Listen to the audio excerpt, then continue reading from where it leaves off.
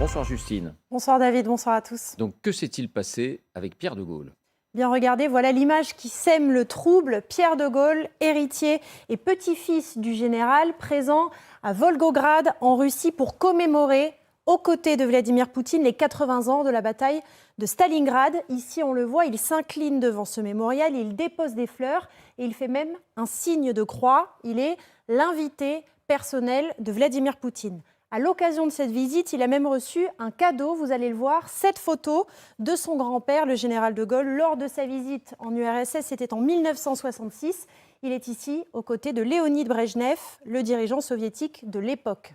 Alors, qui est Pierre de Gaulle? Eh bien, c'est le plus jeune des 4 petits-fils du général de Gaulle, fils de l'amiral Philippe de Gaulle. Pierre de Gaulle a 59 ans, il est gestionnaire de patrimoine, conseiller en stratégie d'entreprise et il vit à Genève, en Suisse. Il faut reconnaître que quand on le voyait recevoir cette photo, la silhouette, évidemment, c'est très troublant. La ressemblance, l'allure, c'est très troublant. Est-ce qu'il assume cette allégeance à la Russie de Vladimir Poutine? Est-ce qu'il l'assume clairement? Ah oui, c'est très clair. Pierre de Gaulle est un ami de la Russie. Il se dit même amoureux de la culture russe et de son histoire, mais pas seulement.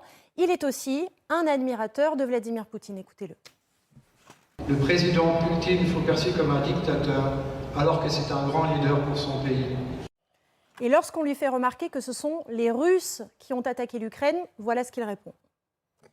Je me révolte et je m'insurge contre cette malhonnêteté intellectuelle. Les déclencheurs de guerre sont les Américains, les déclencheurs de guerre sont l'OTAN. Les États-Unis, à qui profite la guerre, et l'OTAN ont délibérément laissé l'Ukraine s'armer, et de façon outrancière. Le but a été très clairement de démembrer la Russie. Chacun reconnaît aujourd'hui la responsabilité des États-Unis dans le conflit actuel, le rôle funeste de l'OTAN qui s'élargit sans cesse.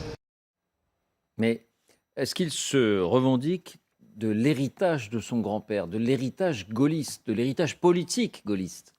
Totalement, et c'est en cela que ces positions suscitent le malaise et parfois même la colère. Pierre de Gaulle fait constamment référence à la figure du général de Gaulle. Il affirme même que le général, dans cette guerre, aurait été du côté de la Russie. Écoutez notamment l'interview qu'il a accordée à Jérôme Garraud de TF1.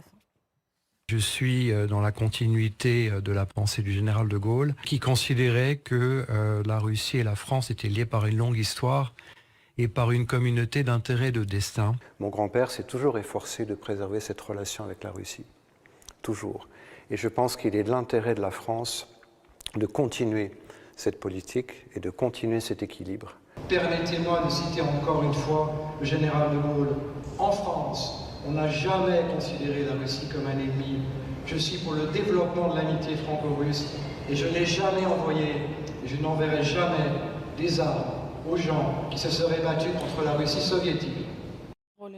Inutile de dire que ces déclarations sont du petit lait pour Moscou. Pierre de Gaulle, on le voit, est partout dans la presse russe. Vladimir Soloviev, propagandiste en chef de la télé russe, partage même toutes les prises de parole de Pierre de Gaulle. L'agence de presse officielle, RIA Novosti, salue même le gardien de la mémoire de son grand-père qui seul a osé défier la Wehrmacht, la Gestapo, le gouvernement de Vichy, alors que ses compatriotes s'empressaient de collaborer avec les nazis. Vous parliez de malaise, ça veut dire que d'autres membres de la famille de Gaulle ont réagi?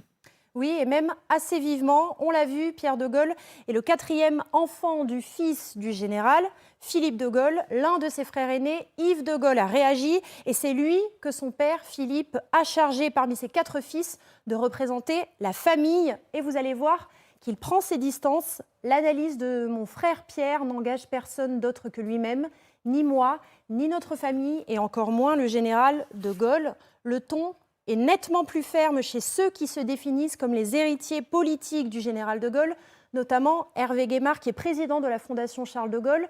Tout ce qui est excessif est insignifiant. Le général de Gaulle était pour l'Europe des nations, intransigeant sur la souveraineté et contre les dictatures. Le ton est encore plus virulent chez certains observateurs, notamment chez Nathalie Loiseau, députée européenne. Il y a des noms qu'on ne devrait pas avoir le droit de salir, ou encore chez l'historien militaire Cédric Masse, que l'on cite souvent ici. On continue encore longtemps à ne rien faire. Oui, merci Justine. Ça remue, évidemment, ça remue. C'est le nom de Gaulle. Oui. Jean-Dominique. Pardonnez-moi cette mauvaise blague. Je vous jure que je n'en ferai plus à l'antenne. Mais si le grand-père était un chêne, le petit-fils est un gland. Vraiment. Refait, c'est encore bien ça. Voilà, C'est bien voilà. celle-là. Et je ne suis pas sûr que le grand-père aurait apprécié de savoir que son petit-fils était résident fiscal à Genève. Pour quelqu'un qui se revendique autant de la France éternelle, c'est pas terrible. Sur les faits historiques, soyons clairs.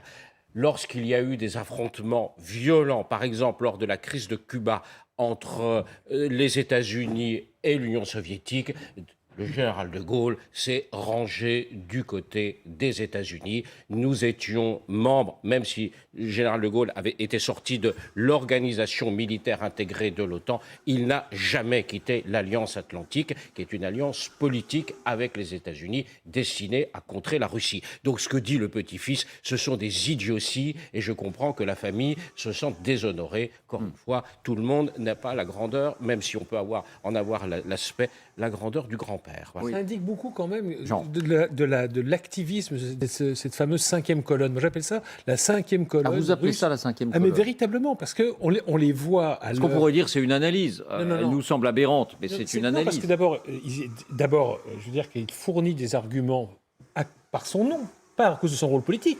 Ce monsieur n'est rien, c'est personne. C'est un gestionnaire de patrimoine, c'est-à-dire c'est Mister Nobody, d'un point de vue politique. Donc il se sert de son nom pour avancer des arguments effectivement politiques.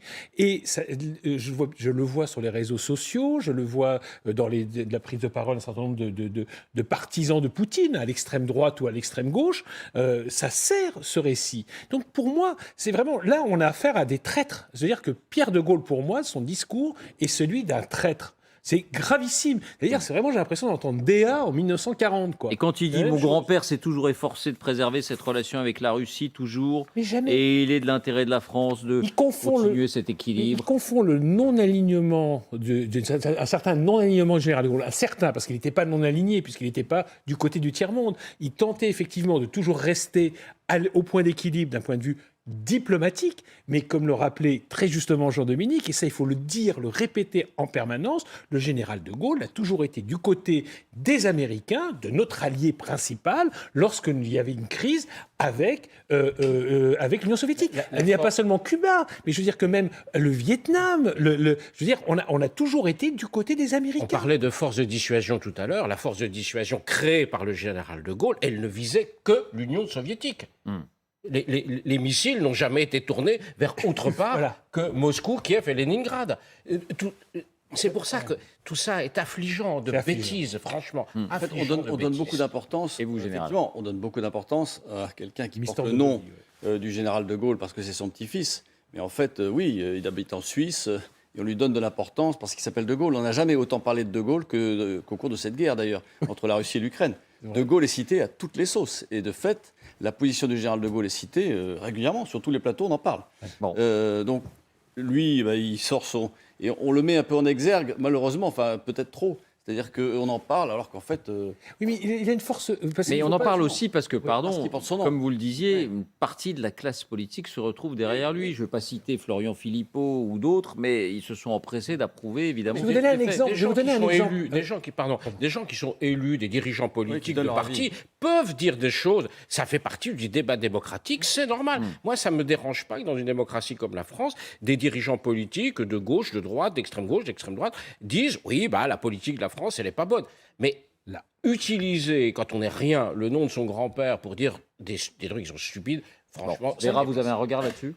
À mon avis, c'est aussi un aveu un peu de faiblesse de Kremlin de choisir les personnes effectivement qui n'ont pas de responsabilités politiques, qui ne sont pas les élus, qui ne peuvent pas influencer vraiment la société, qui ne sont pas les représentants du peuple français. Il n'a pas de légitimité pour parler au nom du peuple français, d'après ce que je comprends dans la politique française.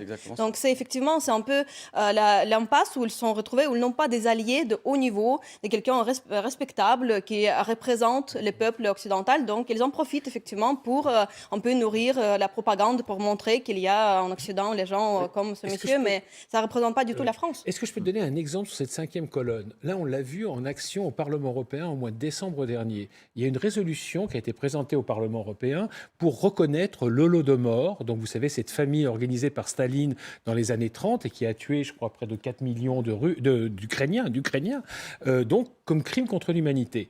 Et c'est très intéressant de regarder la liste de vote. Très intéressant. Parce que qui n'a pas voté en faveur de cette résolution, voire contre? La gauche radicale, notamment, et la France insoumise s'est abstenue. Voilà, ça en dit très long sur la force de cette 5e colonne française qu'on trouve autant à l'extrême gauche qu'à l'extrême droite ou à la droite radicale. Mais ces gens sont élus.